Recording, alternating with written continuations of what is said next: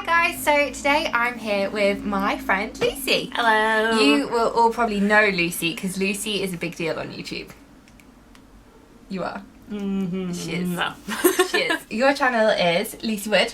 Lucy Wood, an original YouTube channel. It's at least not cringy. And Lucy actually inspired me to start my own channel all those years ago. I've not been a very good YouTuber. Oh, shut up. But Lucy does really good videos, and Lucy recently got a really exciting promotion. 2 exciting promotions, actually. Yeah, in a short space of time. Yeah, very deserved. Thanks, mate. Lucy has a really exciting career, and it's one that is part of an industry that is quite hard to get into and quite difficult to learn about within like mainstream classes at school. Yeah, it's quite niche. It's a niche market, and I thought I would start back up my How I Got My Job series with my dear friend Lucy. So Lucy, what is your job? My current job is Multimedia Editor for Sugarscape, which is a website for teenagers, mainly teenage girls. Our demographic, I think, is a strong, maybe 90% female. Yep. Slightly less, maybe. Ranging from about the ages of 16 to 24, but average age of around 18. Perfect. So if you remember Sugar magazine from back in the day, it's that, but in internet form. I loved Sugar magazine. Didn't everyone? The actual best. The best. Yeah. The best of the best. So what is your job? What does your day-to-day life entail? Yeah, it's a bit of a weird job title, like multimedia editor. It's kind of quite a new job, which I think has only really been invented by the industry maybe for the past sort of 6 months or so, I think. So basically I'm in charge of creating video content as well as looking after our social media and then dealing with anything sort of commercial based. So video, Twitter, Facebook, Snapchat, Instagram, and then also attempting to make some money. She's a busy lady. What does a typical day look like for you? So a typical day, I will go into the office looking like I have just woken up, which I have. She goes in earlier than me. Yeah. I'm like, oh, Lucy's already left. Yeah, I try to get in pretty early because, as tends to be with the deal with most jobs in journalism, there's too much to do in a working day. Yeah. So a working day tends to be around 3 hours longer than a working day should be. Yeah. So I go in quite early and then spend a good amount of time scouting out celebrity news, because most of what I do is to do with celebrities, obviously because teenagers love a celeb. Yeah. So I go in, I scout around sort of like the biggest stories of the day.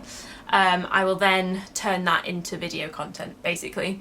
I use some software which I sort of input a fairly basic celebrity story, and then it will turn it into one of these very sort of shareable, clickable videos that you see on Facebook everywhere. So yeah, that's what I do. And then throughout the day, I will either then go out filming if I've got some kind of filming to do, or I will sit and edit a video. I'll usually have a couple of meetings in the day, whether that's with PRs or brands or businessy type people in the company. And yeah, that's kind of the long and the short of it. It's exciting. With a lot of other stress just chucked in for good measure.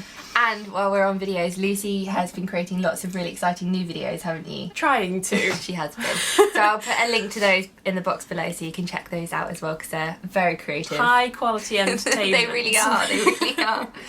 So obviously it's a really fun industry to be a part of. How did you kind of, well, obviously I know, but how did you make your way for the into benefit of the viewer? Like a lot of people say they sort of fell into their job, but I literally fell into this job, and I think that's the case for a lot of people. I think when you're sort of a teenager and you think like, oh my god, I have to think of a career, like I don't know what I'm doing, and even sort of like early 20s, I think that's probably when you most feel like that. I think a lot of people just tend to stumble across their career and sort of fall into it. But anyway, I digress.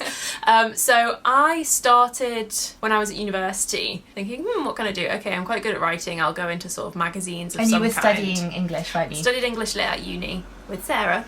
And so I was studying English lit at uni, didn't really know what I was doing, decided to do some kind of magazine internships because that's what everybody else seemed to be doing. I just started getting into blogging, and everybody I knew through blogging was interning alongside, so I was like, crap, I better do this too. So applied for fashion internships and work experience thinking, this is what all my friends are doing, I'll do this too.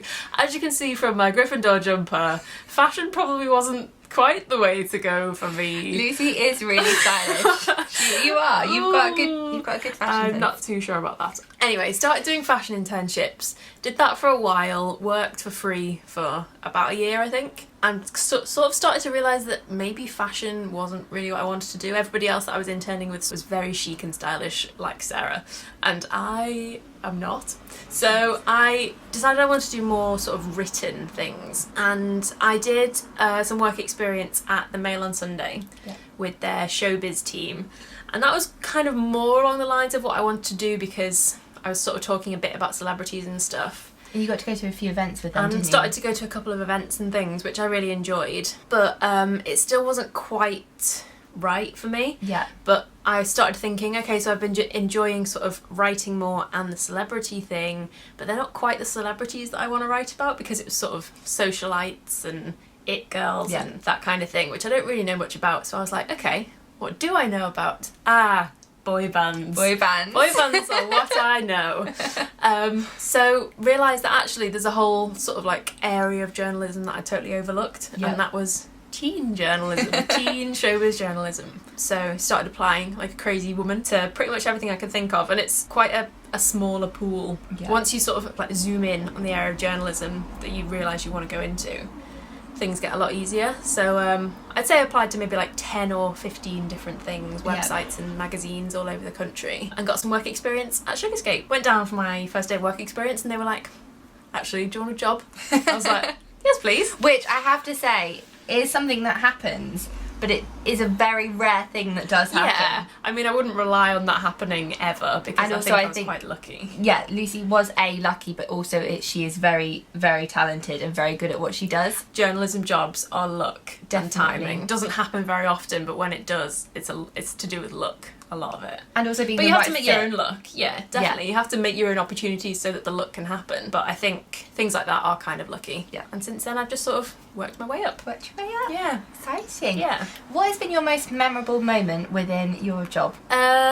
So within like Sugarscape, Yes. probably interviewing Busted. Yeah. Just because I don't know. Obviously, I think they were sort of like the first band that I ever really loved, and then I went down to this studio to interview them about their like reunion tour, and I was like, oh, hang on a second, this is quite cool. Just sort of like the circle of life is complete. Yep. Yeah. I kind of like, I just love the moments where I know that 16-year-old me would have been like, oh my god. Yes, you're doing well. Yeah. And even though like 25-year-old me is still like, oh my god, like it's quite a nice feeling to know that you're sort of doing something that you would have loved to have done when you were younger. Definitely. Keeping the dream alive. Yeah. What's been the best project that you've been a part of or worked on or created now, actually? Well, up until sort of like I got this new job, I was obviously just sort of writing every day and stuff, which I really enjoyed, but can get a little bit repetitive sort of thing. So I'm enjoying sort of like having all these new challenges with this new role. And one of the projects that I've been really enjoying working on is this music one that we've started called Sugarscape Sessions. So I've sort of been in contact with upcoming YouTube musicians and getting them to come in and do an acoustic set for us, and that's been really good. I'm looking forward to sort of like putting those out. I'm Definitely. excited to see really them. exciting, yeah. And obviously you get to do a lot of exciting things, as you've already Yes. mentioned, but what is the most exciting aspect of your job? Obviously, like meeting the celebrities and stuff is really cool, but that's just sort of like a bonus kind of thing. Like I love the content that we make. I love writing for teenagers who are funny and like switched on and they know what's going on. Like they're not just interested in the celebrity stuff. Like we also do sort of like life related things and issues and dealing with relationships and sex and periods and bodies and all that kind of stuff. And Like real life things that yeah, aren't exactly, normally stuff covered. that you do care about